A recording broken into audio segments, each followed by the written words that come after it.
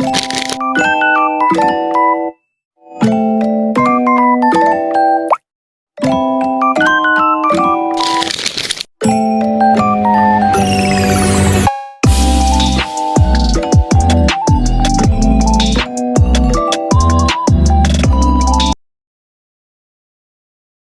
akan menghitung dari A, menghitung besar medan magnet. Nah, untuk yang pertama itu yang A, kita diminta mencari besar magnet di titik P yang berjarak 8 cm dari kawat lurus. Nah, panjangnya itu berarus 6 ampere. Karena nim Aniska ada 0,6, jadi pakai 6, pakai rumus medan magnet kawat lurus, yaitu B sama dengan U0 titik 12 pi titik A. Kita tinggal masukkan angka-angkanya, arusnya 6 ampere, lalu jaraknya kita ubah dulu ke meter menjadi 0,08 m atau 8 kali 10 min 2 m. Setelah kita hitung dan coret nilai pi nya, kita dapatkan besar medan magnetnya di titik P sebesar 1,5 kali 10 min pangkat 5 Tesla. Nah, terus yang B nya itu kita pakai kaidah tangan kanan. Nah, misalkan bayangan ibu jari kita itu berada di arah listrik dan 4 jari kita menggenggam itu sebuah arah medan magnetnya B. Nah, misalkannya tuh pada arus listriknya itu mengalir ke atas, kalau titik P nya itu berada di sebelah kanan kawat. Terus maka 4 jari kita akan masuk menembus bidang kertas atau menjauhi kita, jadi arah medan magnet di titik P adalah masuk bidang disimbolkan dengan tanda silang atau. Nah, untuk yang bagian C nya itu apa yang terjadi karena aliran listrik itu kita berada di 2, tapi jarak titiknya itu P, itu kita mundurin jadi 2 kali lipat. Secara logika fisiknya itu arahnya makin besar itu akan memperkuat medan magnet, tapi di suatu saat yang sama jaraknya makin jauh besar justru memperlemah medan magnet, karena penggali arusnya dan penggali jaraknya itu juga dua, efeknya jadi saling menghilangkan dan atau saling membagi habis. Secara matematis angka 2 di pembilang dan penyebut dan saling coret, sehingga medan magnetnya tidak berubah sama sekali, alias tetap sebesar 1,5 kali 10 min 5 Tesla. Nah, di nomor 2 itu 2A, flux magnet dan gaya Lorentz. Diketahui itu panjang pengantarnya pertama 6 cm, 6 dikali 10 sama dengan 6 kali 10 negatif pangkat 2 m. Arus listriknya I 6A, medan magnetnya B 0,8 Tesla, sudutnya 0 derajat yaitu 30 derajat Celcius. Terus kumparannya A 0,05 m.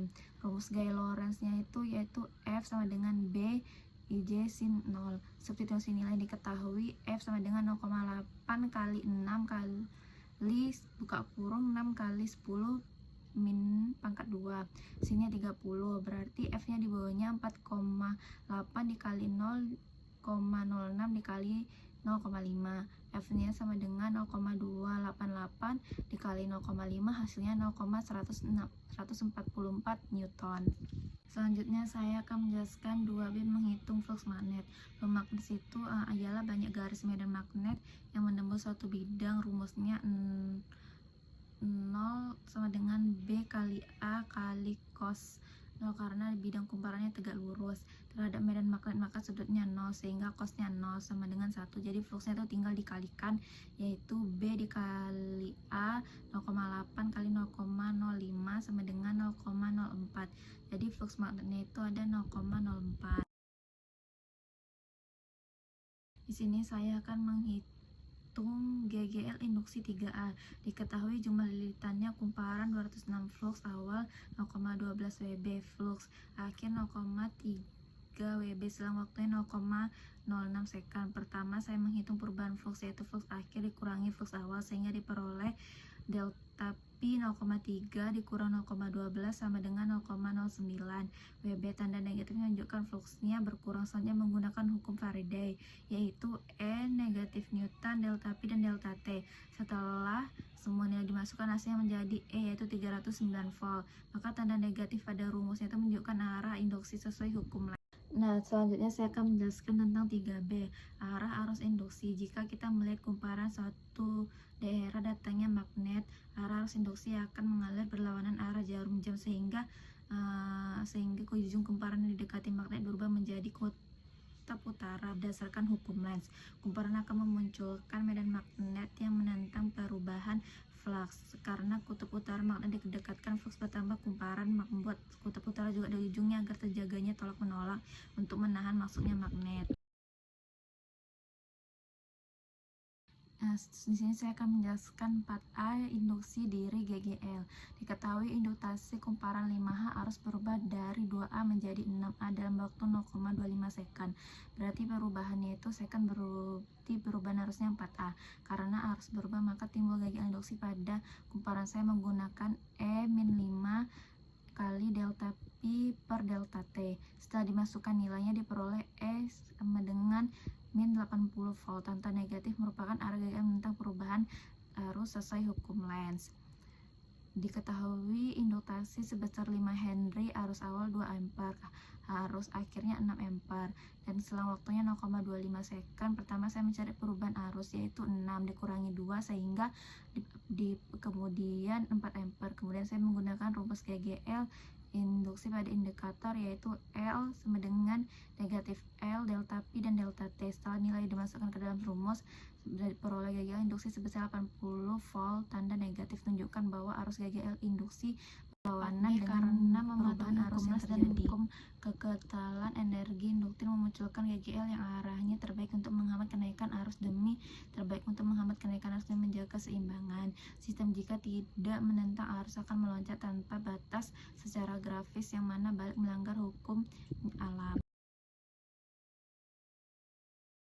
A yaitu ket induksi mal M yaitu 0,4H. Perubahan arus primernya itu delta P per delta T 6A per S. Rumusnya itu ES min M AZP per delta T.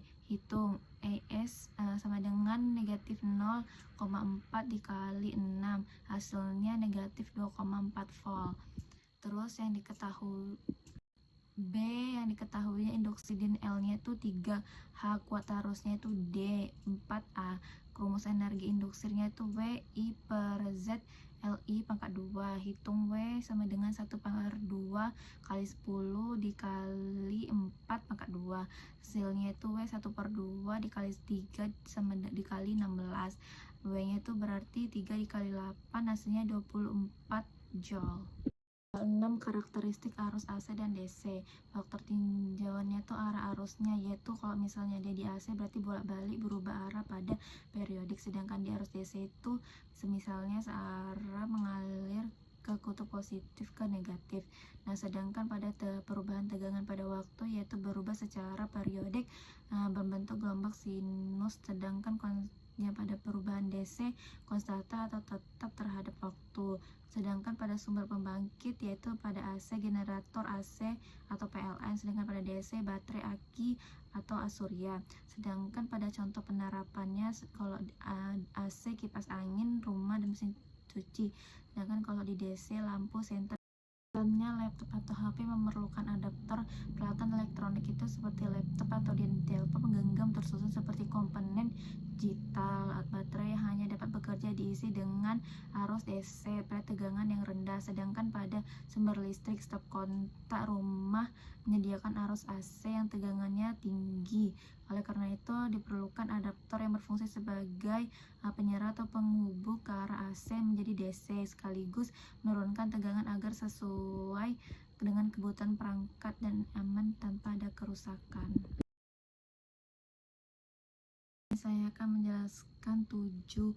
VRMS dengan V maksimum dibagi akar menjadi 2. VRMS sama dengan 6 dibagi akar 2, yaitu sama dengan 3 akar volt dibagi 4,24 volt. Pada periode 7B pada periode gelombang T itu sama dengan 1 per F, terus T sama dengan per 50 sama dengan 0,02 second.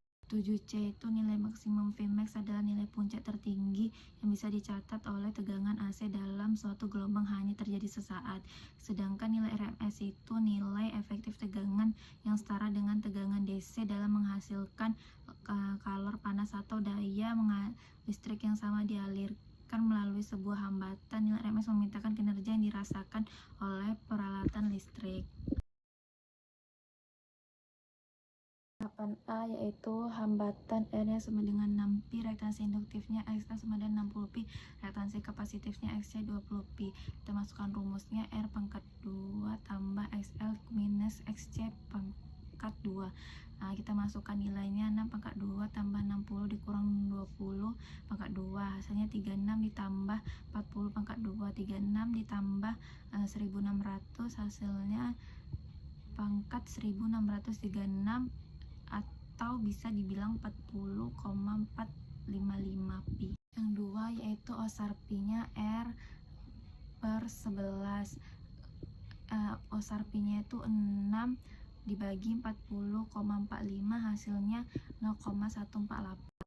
Karena nilai XL-nya sama dengan XC-nya 60pi dan 30pi, rangkaiannya itu bersifat induktif dan tegangan melalui arus. Selanjutnya yang 9 diketahui induksinya L 0,20H, kapasitasnya C yaitu 6 kali 10 min 6F, VR-nya yaitu 1 bagi 2pi U dikali C. VR-nya itu 1 2pi akar 0,20 kali 6 kali 10 pangkat 6. VR-nya itu 1 per 2pi akar 1,2 kali 10 min 6 sama dengan 1 per 2pi kali 10 akar 3 kali 2pi kali 10 pangkat 3 kali akar 1,2. VR-nya itu 1000 dikali 2pi dikali 1,095, hasilnya 1000 per 6,88 yaitu 145,30. Satu keterkaitan konsep dalam cara kerja alat medan magnet. Media utama untuk menghasilkan gaya putar pada motor dan induksi tegangan pada generator dan trafo. Flux magnet, jumlah garis gaya magnet yang menembus kumparan. Perubahan flux ini memicu munculnya listrik. Hukum Faraday, hukum dasar yang menyatakan perubahan flux magnet menghasilkan GGL tegangan induksi. Ini prinsip kerja utama generator dan trafo. Hukum Lens menentukan arah arus induksi yang selalu melawan penyebab A menghasilkan GGL balik pada motor untuk menstabilkan arus. Induktasi sifat kumparan menghasilkan tegangan akibat perubahan arus. Transformator bekerja berdasarkan induktansi mutual timbal balik antar kumparan arus DC dan DC. Trafo wajib memakai arus AC agar flux terus berubah. Generator menghasilkan AC dan DC tergantung jenis cincinnya, sedangkan motor memakai arus untuk menghasilkan gaya putar kontinus. Contoh penerapan dalam kehidupan sehari-hari transformator yaitu charger HP atau laptop menurunkan tegangan, serta PLN generator genset atau dinamo. Di pembangkit listrik PLTA atau PLTU, motor listrik, kipas angin, mesin cuci.